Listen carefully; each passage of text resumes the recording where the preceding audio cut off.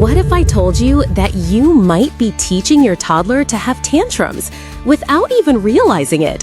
I know that stings to hear. Because you are a good parent. You love your child more than anything. But it is incredibly easy to fall into a hidden pattern, a little dance you do with your toddler that accidentally teaches them that the fastest way to get what they want is to have a complete and total meltdown. I'm Sarah, and before we dive in, I want you to know I'm not a doctor or a child psychologist. I'm a mom on a mission to read all the parenting books, the clinical studies, and the expert advice so you don't have to. And today, we're tackling the big one, the public meltdown inducer, the tantrum. There is a simple way to break the cycle, but the solution is so counterintuitive, so against everything we're told we should do as parents, that you've probably never even considered it. To show you what I mean, I want you to come with me for a second. Let's walk through a story that I'm willing to bet is painfully familiar. Picture it. You're in the grocery store. It's that final homestretch aisle. You can practically taste the moment you get to unload the car and have 5 minutes of peace.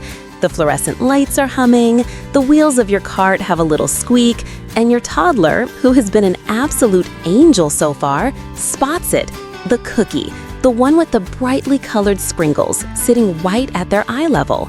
It starts innocently, "Mommy, can I have a cookie, please?" And you do what any responsible parent would do. You say, "Oh, not right now, sweetheart. It's almost dinner time." It's a perfectly reasonable response. But you and I both know it's not over. A little whine starts. "But I'm hungry." The please is gone now. The voice is a little more demanding. You hold firm. "I know, honey. We'll eat as soon as we get home." Then comes the next stage, the escalation. The whine turns into a cry. "But I want the cookie!" Tears are welling up. He's starting to pull on your shirt. You can feel the eyes of another shopper on you from the end of the aisle. Your face starts to get hot.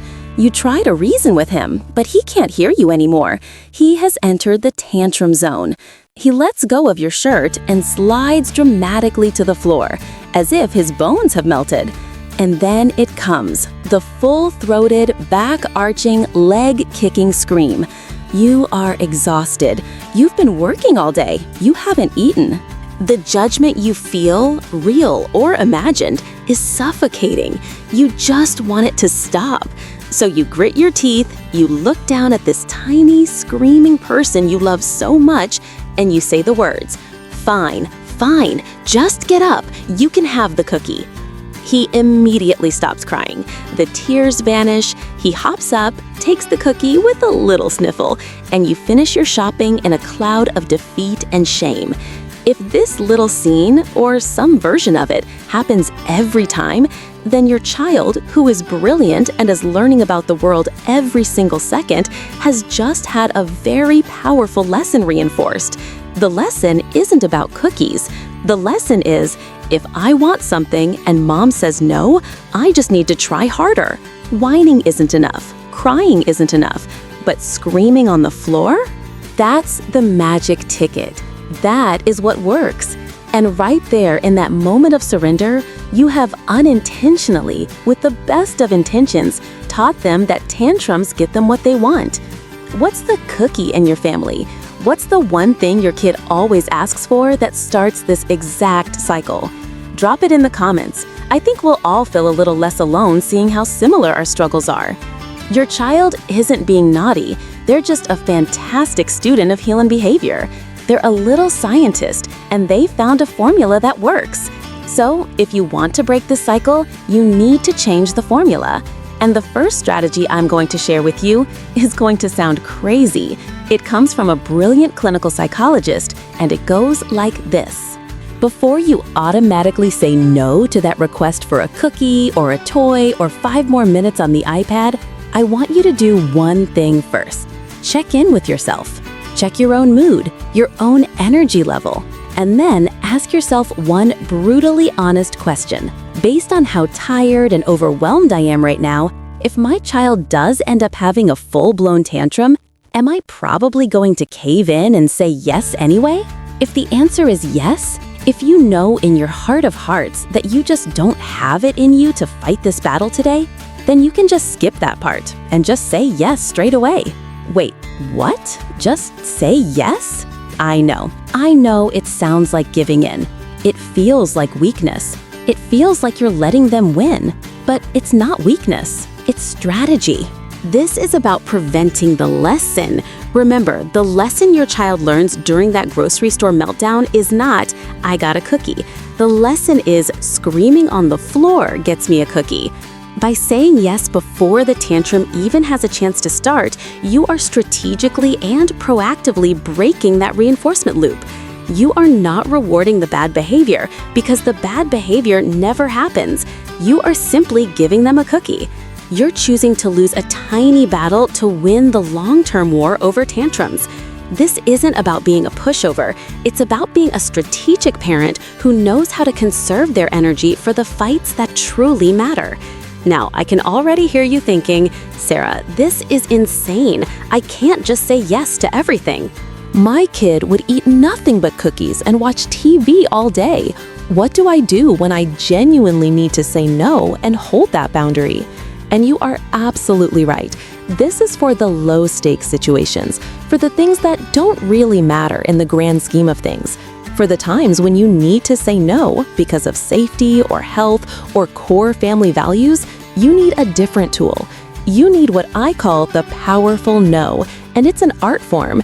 It's a 3-step method, and it's all about connection and calm. Step 1, you have to stay calm. And I mean really, truly calm. Your calm is their anchor in their emotional storm. When they are escalating, your job is to be the solid ground beneath their feet. Take a deep breath, lower your voice. Your calm makes them feel safe, and it's the only way they'll actually be able to hear you. Step 2, validate the feeling, not the behavior. This is the absolute game changer. You need to get down on their level, look them in the eyes, and show them you understand. Use the magic words. I can see you are feeling really, really upset right now.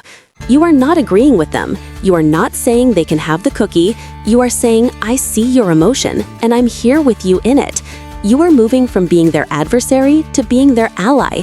You're on the same team, looking at the same problem. And finally, step 3. Offer a limited choice or clearly state the boundary. After you've connected with them, you can gently guide them. A choice gives them a sense of power.